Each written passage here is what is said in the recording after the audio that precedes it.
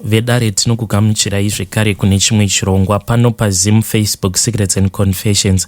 Tadzoka zvekare nemamwe mamessages. Regei tibva tapinda mumamessages edu atadzoka takakubatirai. Message edu yekutanga yakamira sekudai so. Hanzi makadii zvenyu mukoma Nashi. Ndiri kukumbirawo kuti munge muchindiposterawo nyaya yangu. Mukoma, inini ndinewo nyaya yekuti yakaitika kwatiri semhuri. Asi nyaya iyi inyaya yekuti yaigara ichingondinetsa mupfungwa kuti ko ndingaitaura sei, nekuti inyaya yandaifungidzira kuti kana ndikaiudza vanhu nyaya yacho haigamuchiriki. Asi mushure mekuramba ndichingotevedzera zvirongwa zvenyu ndipo pandakazosanganawo nenyaya iyi ingangodawo kungoenderana nenyaya yangu.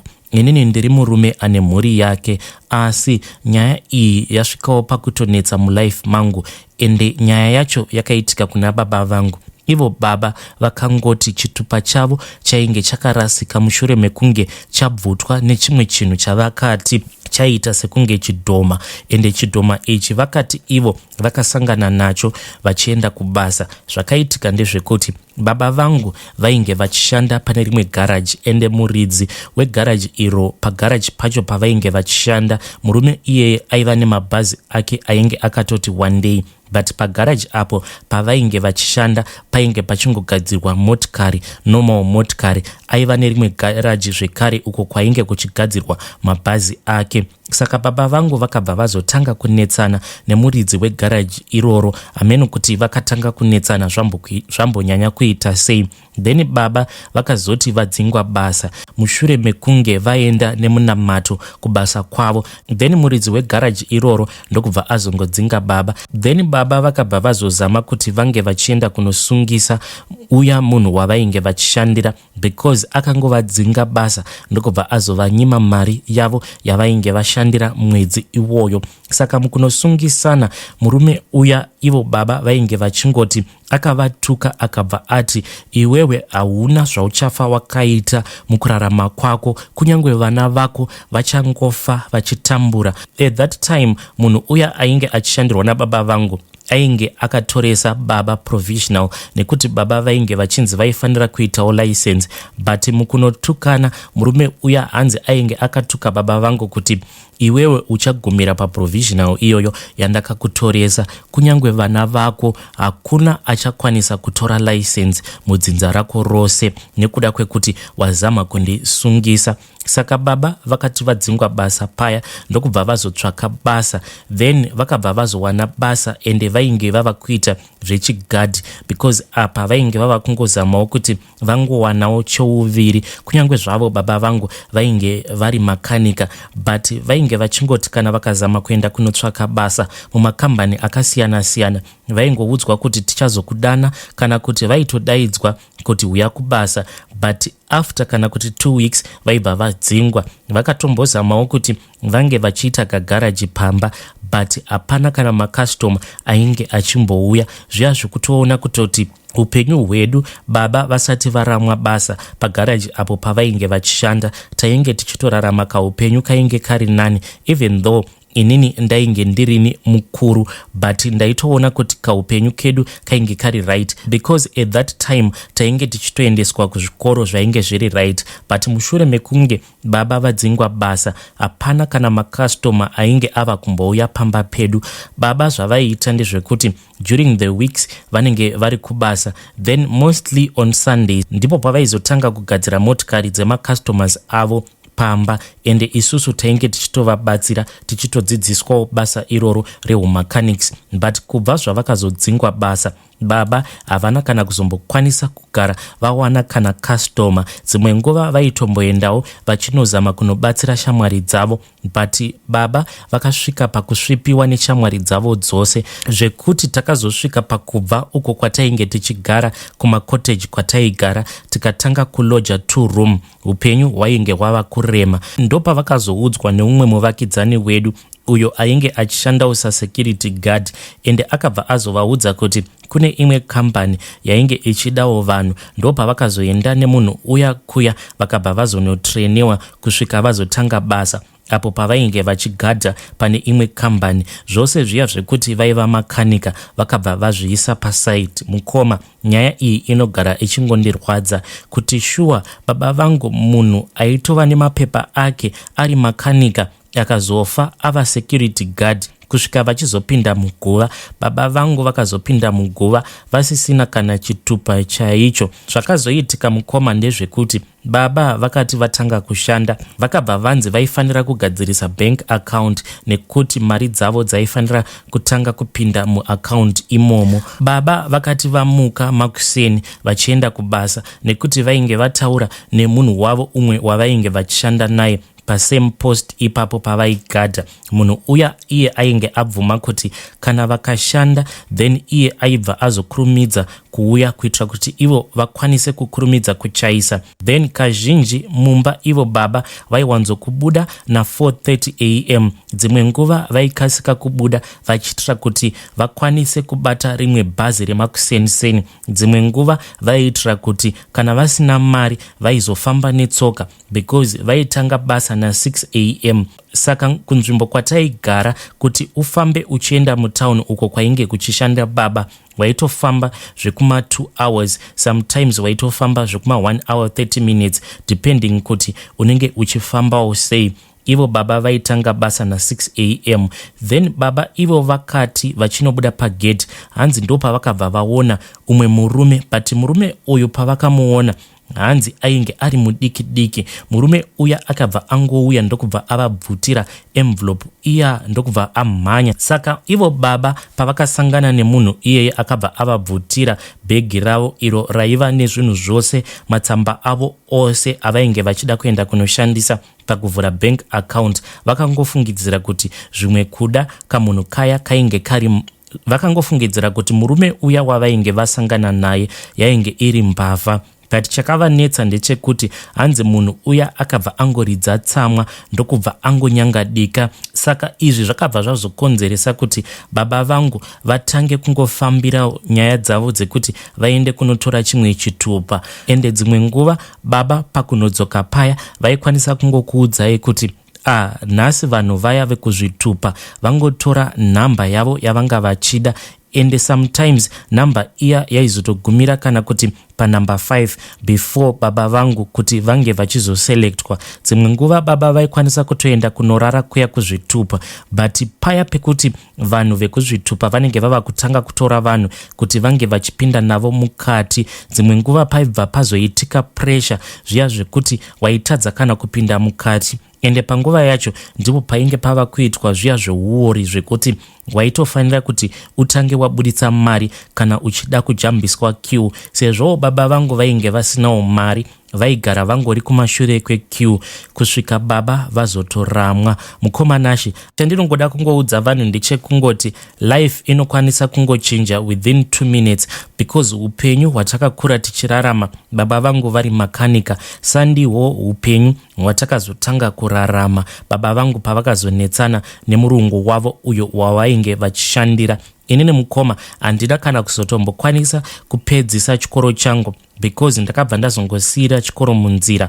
Panguva yacho yandakasiyira chikoro munzira ndainge ndichingozviudza kuti ndava kuda kubatsira baba vangu because upenyu hwainge hwakaoma. Ndo pandakabva ndazotanga kuitawo zvekupusha zvingoro tichifambawo tichinhongerera simbi tichienda kunotengesa simbi dziya, mazen'e nezvimwe zvinhu zvakasiyana siyana nemabhodhoro uko kwatainge tichienda kunozvichinjisa. Kubva ipapo mukoma kusvika muzuva ranhasi handina kana kumbogara ndakwanisa kushandawo basa rinenge riri nani. Kunyangwe pose pandakambozamawo kuti ndinge ndichiunganidza mari dzekuti ndiende kunotora license, pane kamwe kaproblem kanongomuka so. Ende problem yacho mukoma hakusi kunzi problem iyoyo ikamuka unokwanisa kuti no regai ignore program iyoyo. Kunyangwe paya pakauya covid ndakatongozviudza kuti COVID iyi yainge yakauya yakanangana neni, because panguva yacho nevamwe vangu avo vandainge ndichishanda navo tainge tichingoshandawo semagarden boy mumayadhi angori padhuze nepadhuze kuno kuSouth Africa. Takabva taudzana kuti varume tiri kufanira kuti tinge tichitanga kutamba maraundi zviya zvekuti anenge akandirwa mari yake aibva amhanya akaenda kumusha obva anotora license. Mukoma ndingangoti pavanhu vose vandakatamba navo round ndini ndega ndakabuda ndisina kana license. Vamwe vangu vandainge ndichishanda navo panguva yacho iyoyo vose vakazotosvika pakusiya chibasa ichi cheugarden boy. Nanhasi uno ndini ndega ndichiri kungoshanda sagarden boy. Ende zvinhu zvekuti zvinogara zvichingondirwadza zvekuti murume iye kana kuri kunzi zvechokwadi ndiye akatuka baba vangu akabva atitukira dzinza rose. Kana nedemo murume iyeye ndinokwanisa kumutema kana kutoparadza dzinza ravo rose, because murume uyu akatikanganisira dzinza. Pahama dzangu dzose dzeropa wega unonyatsokuona kuti hakuna ari kukwanisa kubudirira muupenyu. A month before kuti inini ndinge ndichiendawo kunotorawo license rangu kuZimbabwe, apo pandaifanira kuti ndinge ndichikandirwa, tichangobva mukukandira umwe wedu mukoma akabva atoenda kuZimbabwe mune zvakanaka-naka. Murume iyeye akangoti achingodzoka ndo Ramaphosa paakabva abuda paTV achiti ainge ava kuisa nyika yake mulockdown. Murungu uyo wandainge ndichishandira akabva atondimisa basa, akabva ati ndimboenda kuno. Murungu wandainge ndichishandira akabva atombondimisa basa ndokubva angondipa mari yekuti ndinge ndichienda kunotsvaka imba kulocation. Mukoma upenyu hwakabva hwatanga kuoma. Zvose zviya zvekuti round takabva tangovimbisana nevamwe vangu vaya kuti kana lockdown yazopera vaifanira kuti vange vachizondikandira. Ko taigozivei kuti lockdown yainge ichizotora nguva yakareba kudaro. Vamwe vangu mukoma vakazotosvika pakuzotondinyudza mari idzo dzavaifanira kuti vange vachindikandira. Ndingangoti mukoma paraundi iyoyo ndakangoita loss. Nanhasi uno pa vamwe vangu avo vandakatamba navo round ndini ndega ndisina kana chandakabuda nacho paraundi iyoyo. Ende zvinhu izvi zvakaitika kwandiri itori pattern inoitika kudzinza kwedu yekuti kunyangwe ukazama kuronga kuti unge uchiita chinhu chihombe sei, but kumagumo kwazvo hakuna kana kwazvinosvika.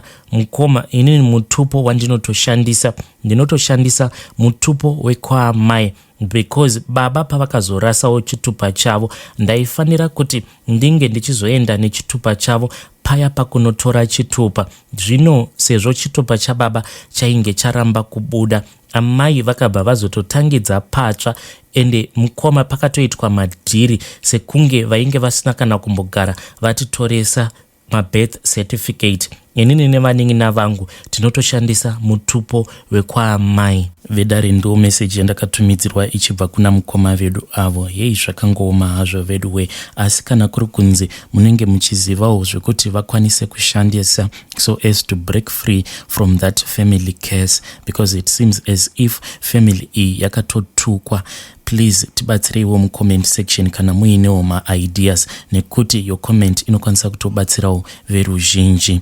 Regei tibva taenda panyedu inotevera. Nyedu inotevera yakamira sekudai so. Hanzi makadi zvenyu mukoma nashi, ndiri kukumbirawo kuti munge muchindiposterawo nyaya yangu makavikawo chitupa changu. Mukoma nashi, inini ndine nyaya yangu iyo iri kugara ichingondipa so many sleepless nights. Ende kuti munhu wacho manje ndinge ndichimutsvaka handichakwanisa kunyatsokuziva surname yake. Chandaingoziva ndechekuti musikana wangu uyu wandainge ndichidanana naye at that time patainge tichiri kuchikoro, zita rake ainge achingonzi Sarudzai. Surname manje ndo yandava kusaziva sezvo takangodananawo tichiri vana vadiki. And after that my family then moved out of Zim ndokubva tazouya kuno ku-overseas kwatiri. But my secret ndeyekuti pane zvakaitika pakati pangu nemusikana wangu uyu anonzi Sarudzai wandainge ndichidanana naye. Inini naye takatanga kudanana apo patainge tichiri maform 3, then ndokubva tazotanga kusangana pabonde musecond term patainge tava maform 4. Saka takati tatanga kusangana pabonde kudaro tainge tisingamboshandise any means yekudzivirira. Iyewo ainge asingambodziviriri. takazoti tava kunotanga kunonyora O level yedu, ndo paakabva azondiudza kuti iye ainge achifungidzira kuti ainge abatira pamuviri, and the plan was already in motion yekuti as a family we were about to move out of Zim. Saka andina kana kutombopedza kunyora O level yangu, ndakangonyora just a few subjects ndokubva tazotoflya out of Zim. Saka ndisati ndaflya, musikana uyu iye ainge akati unofanira kuti unge uchizivisa vabereki vako kuti iwewe wandimitisa, because already she knew kuti we were supposed to fly out of Zim. But musikana uyu ndakabva ndamukumbira, but mukunomukumbira kwandainge ndichimuita ndainge ndichingomuvhara. Ndakamuudza kuti kana tikagara taudza vabereki vangu kuti inini ndakumitisa, vabereki vangu then they will leave me behind, ivo vobva vazoenda ku-overseas. Saka kana tikangosara tiri toga kunoku, vabereki vangu kana vakaenda uko, my father was someone who was really strict, saka vanokwanisa kuzotondikanganwa, meaning kuti inini newe tinobva tazotanga kutambura. Musikana wangu uya akabva andibelieve nhema dzose dzandainge ndichimuudza. All that I wanted her to do, ndaida kuti ange achibvisa pamuviri. Mukoma, I hustled the money from one of my cousin brother who was already in the United Kingdom, ndokubva anditumidzira mari. Akati anditumidzira mari iyoyo ndo yandakabva ndazoshandisa, ndikabva ndapa musikana wangu kuti ange achienda kunobvisa pamuviri. Abvisa pamuviri kudaro, ndainge ndakamuudza kuti handaizomukanganwa, but ndakazoti ndasvika kuno, maybe because of the young age, musikana uya I never made any effort yekuti ndinge ndichimutsvaga. Kusvika muzuva ranhasi handitombozivi kuti pacho pandakazomusiya soon after abvisa pamuviri chii chakazoitika kwaari, zvekuti even nanhasi ndinogara ndichingozvibvunza kuti asi chii chakazosara chichiitika pamusikana uya wandainge ndakamitisa ndokubva ndamunyengerera kuti ange achibvisa pamuviri. But what I know ndezvekuti zveshuwa nhumbu iyoyo yakatobva, because akati achibva ikoko kwaainge akati akaenda akanobviswa pamuviri, akandiudza kuti ndiri kuita heavy bleeding, but me and my family we were already preparing, saka I could not speak with her. Ndakangomuudza kuti kana ndasvika kwandiri kuenda ndichazokutumira phone so that you and I can communicate, but handina kana kuzombogara ndafunga nezvake. But now that I am getting older, ndinogara ndichingozvibvunza kuti ko the first love of my life zvandakamurwadzisa kudaro iye paakasara ari kuZim, chii chakazoitika kwaari. Sometimes I just find myself staring into the skies, asking myself a lot of questions kuti ko kana Mwari vanga vakati inini ndini ndaifanira kuzoita murume wake, what if kana izvezvi ari mukutambura. Nekuda kwekuti ndakamunyengerera kuti ange achibvisa nhumbu, then is not God going to judge me? Hey, zvakangooma hazvo veduwe. Hanzi ndine musikana wangu uyo anonzi Sarudzai wandakanyengerera kuti ange achibvisa pamuviri patainge tichiri kuchikoro. Hey, zvakangooma hazvo veduwe. Please ngatitaurei navo mucomment section, mukoma vedu ava.